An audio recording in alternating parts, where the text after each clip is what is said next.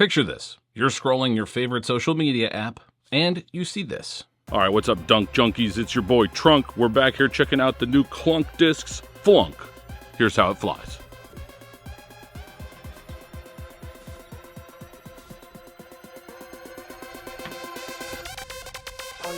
Subscribe. Then they give it a toss. You kind of like how that flight looks, and you decide to go buy one for yourself. There's just one problem. When you get it, it doesn't fly like that. It flies like this, or this. And that's because you aren't this guy. You're you, and discs fly very differently for different skill levels. Which is exactly why today we're bringing back one of our most highly requested series, 5 levels. Except we're making it better. Exactly one better. So these are the 6 levels of the Hexagon. Hey everyone, it's Greg from 6-Sided Discs, and 6 levels is all about showcasing players of different skill levels throwing the same disc. Our goal here is to give you as much information about a specific disc and how it may actually fly for you. And you may be wondering why we're relaunching this series with the Hexagon, but that'll make more sense a little bit later. But for now, let's talk about levels. There are a lot of different discs, a lot of different plastics, and even more different weight combinations in the world of disc golf. But there are even more disc golfers. Probably. The point being, we're all different. We all throw at different speed, different spin, different angles. So our goal is to show you the widest possible variety of skill level, speed level, spin level, to give you an idea of how discs fly for different players, because you are a different player that fits somewhere in there. This week, we're going to be putting the Hexagon through its paces at the following levels: MJ12, FA4, MP60, MA3, and MA1. Our last and 6th level is reserved for something special. Every 6 levels, we're going to bring on a guest thrower, and this week it's none other than Team Infinite and Trash Panda's own Anthony Bodanza. So a huge shout out to him for doing a very thorough review of the Hexagon when it first released at the Expo. Make sure you head over to Bodanza Disc Reviews to check out the full review at the link in the description. Now we should probably give you a quick refresher in case you aren't totally aware of how we got here. We embarked on a nearly year-long project that took us from a scary hard plastic prototype to an actual functional throwable prototype to a couple redesigns, a trip to Colorado, and then voila, a Hexagon. Now obviously if you'd like to get a more in-depth look at the story behind the Hexagon, you can check out the links in the video description for a couple previous videos. What we need to know for today is that the Hexagon's rim profile is designed to be similar to overstable approach discs, but when you put an overstable profile on a hexagonal rim instead of a circular one, you get less overstability and also a lot less speed. And this has made the Hexagon a lot of fun for people to explore and discover the different ways that it can fly. And we can't wait for all of you to get a chance to do that for yourself. So let's see how it flies at all 6 levels. For our MJ12 level, we have my son Eli. A casual disc golfer at most, he's probably spoiled by the fact that there's just discs all over the place here. But for him, the Hexagon is quite overstable. At low speed, the Hexagon creates a lot of drag. Actually, it creates a lot of drag all the time, since it's not a circle. And that means for Eli, it just drops out of the air in a hurry. If we bump up one level to FA4 and my wife Emily, who is also a very casual thrower, the Hexagon is still very slow and still plenty overstable.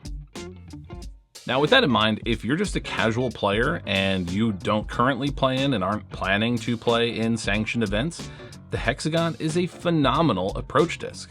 Super low glide, moderate overstability, it will help your approach game be much more predictable.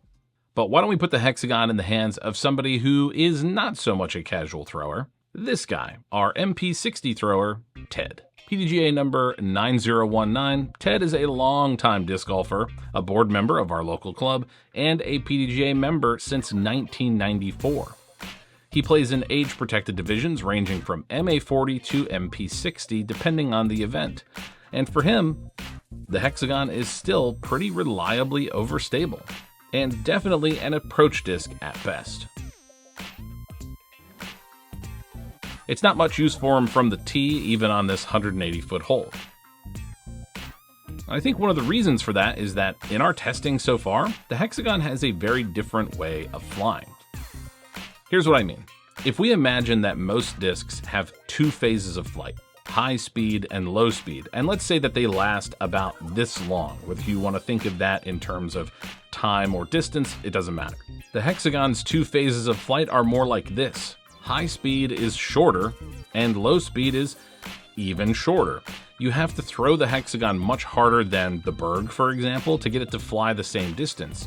But it slows itself down so quickly that it then can't maintain flight and falls out of the air. So how much does that effect come into practice for higher level players? Well, we'll begin with myself, who I certainly wouldn't call a high level player, but when I put it all together, I can get about 300 foot plus drives from my backhand. And what that translates into for the Hexagon is barely 200 feet.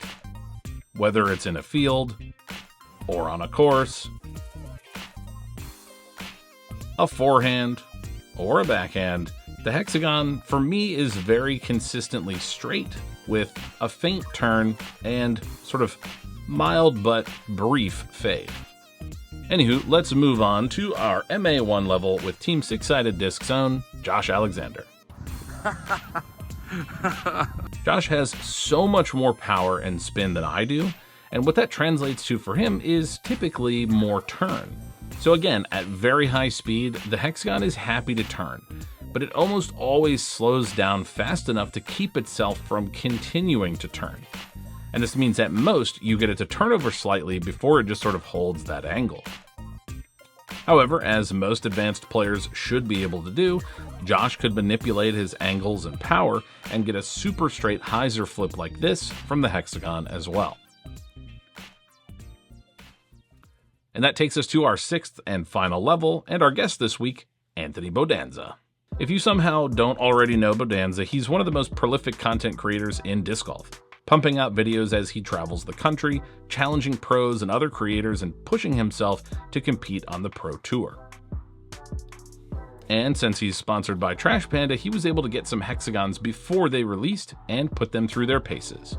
And I think with his power, he had a very similar experience to Josh. Initially finding a little more turn than expected, Bodanza eventually adjusted to the sort of hyzer flip releases that would quickly straighten out and not glide to just over 200 feet, which made his time around this course all the more interesting as he started to figure it out.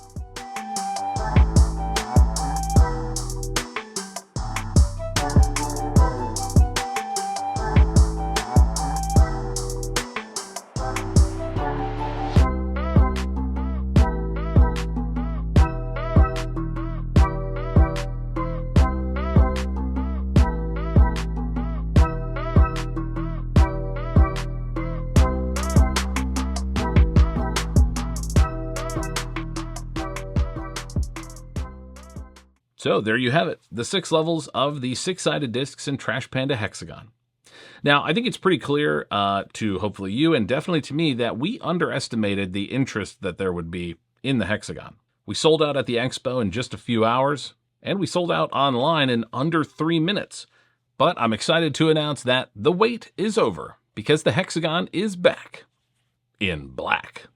Or should I say, basalt. The basalt Hexagon turned out great. As you know, Trash Panda's 100% recycled plastics come from a wide variety of different sources, so this is not exactly the same as the first run lavender. To my hand, the basalt is slightly softer than the lavender, and it's also got just a bit less grippiness in the hand, which may make it ideal for throwing harder off the tee and getting a little more ground play. And the other good news is that unlike both the Expo and online releases, there are now no order limits. So pick one up for yourself, for your friend, or for CTPs at your local leagues and tournaments, and start to think outside the circle. Comment below what other discs and guests you'd like to see on 6 levels in the future. For Six-Sided Discs, I'm Greg. We'll see you in the next one.